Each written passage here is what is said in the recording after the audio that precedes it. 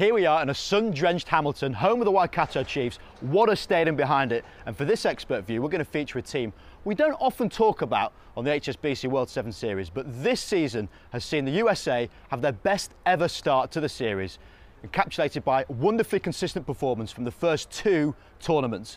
2 silver medals, which is why this feature is going to be about how good they have got in both attack and defence. But first and foremost, let's just see how inconsistent they have been over the years.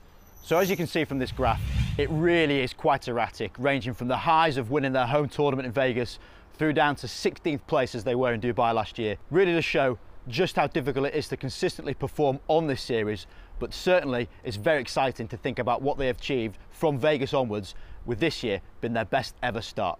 We'll put that down to 2 reasons: how they get the ball and then what they do with it.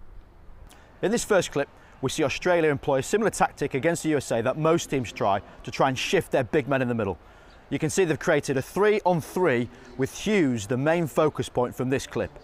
Malouf tries a stop-start, gets on the outside shoulder, but what a wonderful tackle by Hughes. Then take a look at Thomason's work rate. Ben O'Donnell over the ball. Thomason does not accept that, gets himself in a really difficult position and frees up the ball with Porch on the floor as well for Baker to then link with Isles. Well, that clip was crucial in getting them to the final, taking them over the line against Australia, and actually typifies a really big trend. They are currently the top for turning over ball at the breakdown. Shows how far they've come, but it also perfectly aligns with how good they can be with ball in hand. Now, this next graphic is a really powerful representation of their different ways of playing the game. When they're winning, it's because they are ruthlessly efficient. They capitalise on their opportunities time and time again. However, the games that they lose, as you can see from the other side of the chart, really shows that they struggle in not finishing off their chances.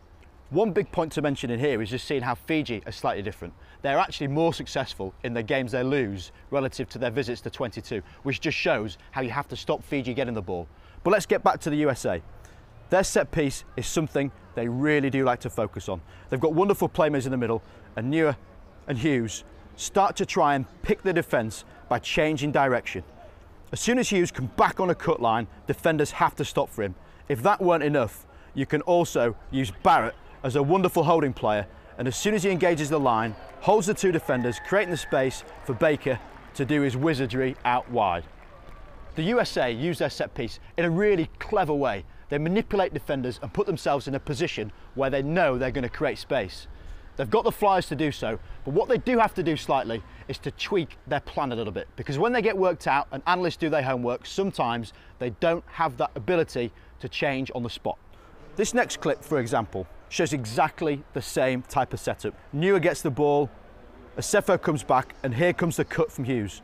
But what's facing him is a staunch New Zealand line, holding their shape, keeping their width, which means that Barrett's not engaging as much to the line. The rat play doesn't create the same space. New Zealand defenders can push off and take a look at the turnover. Newstub rips the ball because they have 3 men on their feet around it. And just like the stats show, their inability to finish sometimes in the 22 is their downfall for the tournaments that are not quite winning. The USA have long been considered the sleeping giants of Sevens rugby. They're currently top of the series, and if they continue to tweak and improvise on the fly in the game of sevens, it is going to be their season for the taking. They are that good. Not only will they be looking at Olympic qualification, they may well be taking the silverware.